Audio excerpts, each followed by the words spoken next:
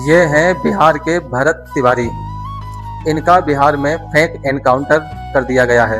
अपराध क्या था? गरीबों के लिए आवाज़ उठाना। सिस्टम ने इनको इतना मजबूर कर दिया था कि अगले बंदे को लास्ट में हथियार ही उठाना पड़ा। लेकिन जब चारों तरफ से बंदे को घेर लिया गया, भरत तिवारी को चारों तरफ से घेर लिया गया, लेकिन तब भी मैं अगले बंदे को सैल्यूट करता हूं कि उसके चेहरे पर कोई भी ऐसा डर, जिसको बोलते हैं डर, खौफ, 1% नहीं था। आपको हम वीडियो दिखाएंगे, छोटी छोटी जो क्लिप है वो हम आपको दिखाएंगे। उसमें 1% बंदे के चेहरे पर डर, खौफ बिल्कुल नहीं था। इसे बोलते हैं क्रांतिकारी। एक तरीके से देखा जाए तो पुलिस वालों ने जो भरत तिवारी के साथ में किया है, ऐसा करना नहीं चाहिए था। क्योंकि जब भरत तिवारी ने हथियार फेंक दिया और खुद को पुलिस वालों के हवाले कर दिया, पुलिस वालों ने इनकाउंटर कर दिया, मतलब एक निहत्थे पर गोली मार के इतना बड़ा काम कर दिया। ये लोग ये सोच रहे हैं कि मैंने बहुत बड़ा काम कर दिया है। मतलब एक सच्चे हिंदुस्तानी को जो समाज के लिए आवाज़ उठाता है, और समाज के लिए बंदा काफ़ी मतलब काम किए हैं, उसने समाज के लिए काफ़ी आवाज़ें उठाई हुई हैं। और पुलिस वालों को जो काम आतंकवादी के साथ में करना चाहिए, वो काम भरत तिवारी के साथ में किया है, जो कि एक सच्चा एक इंडियन था बंदा। अपने देश के लिए आवाज़ उठाई और बंदा शहीद हो गया है। इस चीज़ का बहुत दुख है हमें, और रहेगा जब तक जो पुलिस वाले जिन्होंने एनकाउंटर किया हुआ है, जब तक वे पुलिस वाले जिंदा रहेंगे, तब तक मुझे इस चीज़ का अफसोस रहेगा कि भरत तिवारी को गलत मारा इन्होंने। अब अगर सीधे शब्दों में अगर मैं बात बोलूं तो गद्दारों की कमी अपने भारत में नहीं है। गद्दार बाहर के नहीं है, अपने भारत में ही गद्दार छुपे हुए हैं। अब इनके खिलाफ अगर भरत तिवारी ने आवाज़ उठाई थी तो भरत तिवारी को मार दिया। जितने भी भ्रष्टाचारी लोग हैं अपने भारत में, उनका अंत है।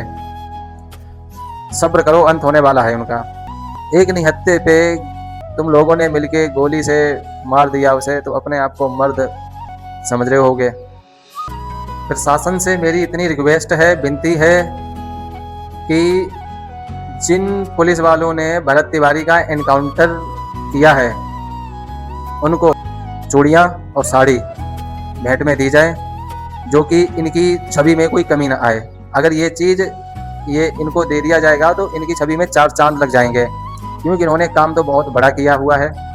तो इसलिए सरकार से मैं यही रिक्वेस्ट करता हूँ कि इनको चूड़ियाँ और साड़ी भेंट कर दी जाए। और अगर ये सरकार ने कर दिया तो मैं समझूंगा कि सरकार ने कुछ तो काम किया है। मैं अपने समाज के लिए, अपने समाज कहने का मतलब एक सब है उसमें। ये मत सोच कि मैं जनरल से आता हूँ तो मैं जनरल को ही सिर्फ अपना समाज समझता हूँ। जनरल, ओबीसी, SC, ST सारे हमारे भाई हैं। कोई इसमें बड़ा छोटा मैं किसी को नहीं मानता। तू मानता होगा बड़ा छोटा, और झूठ मूठ का जातिवाद करता होगा। मैं नहीं करता, मैंने पता कर लिया के, मुझे जो जानते हैं अच्छे से। तो तू झूठ मूठ का लोगों को आपस में क्यों लड़वाता है? और मैं ये कह रहा था कि हाँ, नाम रखना है। देख, मैं लड़ रहा हूँ अपने समाज के लिए और अपने देश के लिए। मैंने अपने आप को ही त्याग दिया है। तू त्यागेगा रे? चल ठीक है, तू अगर तेरे में क्षमता है तो तू त्याग के दिखा अपने आप को। बोल, अगर तू सच में क्या मांगे सुन लीजिए। आप ही ना बोले कि बताओ तुझसे। मेरा यही मांग है कि समाज में और ये पूरे देश में आज के बाद कोई भी नेता, मंत्री, विधायक, कोई भी अधिकारी समाज के साथ खिलवाड़ नहीं करेगा, झूठा वादा नहीं करेगा। अगर करेगा तो उसे किसी भी हाल में पूरा करना पड़ेगा, और नहीं करेगा तो मेरे जैसे लोगों को हथियार उठाना पड़ेगा। और दूसरी बात यह है कि हमारे समाज और देश में जो भी जहाँ भी जो कार्य होना चाहिए, हर गांव, हर मोहल्ले, हर शहर, हर कस्बे के लिए सामाजिक काम, विकास का कार्य, जिससे हमारा देश आगे बढ़े, तो उन सभी कार्यों को बिना किसी लापरवाही के साथ, बिना भ्रष्टाचार के साथ और बिना किसी कुछ भी गलत कार्य के साथ अच्छे से किया जाए, पूरी तरह से धरातल पे। तो ये मांग एनकाउंटर करो, नहीं तो मैं तो कर ही दूंगा। क्योंकि समाज में, देश में बदलाव ऐसे नहीं आता। हाँ, क्रांतिकारियों की शान गोली खाने और खिलाने में है, फांसी के फंदे पे लटक जाने में है, समझा? साला, मैंने तो तुम सभी लोगों से पहले ही कहा था कि तुम्हारा ये जो जंग है ना किसी चोर उचक्के लफुआ बदमाश गुंडा मवाली उग्रवादी ना कि साला आतंकवादियों से है। सबसे अगर कोई भारी पड़ता है सभी चीजों पे तो वो देश प्रेमी होता है, राष्ट्रभक्त सच्चा होना चाहिए। इन सभी पे वो अकेला भारी पड़ता है, समझा?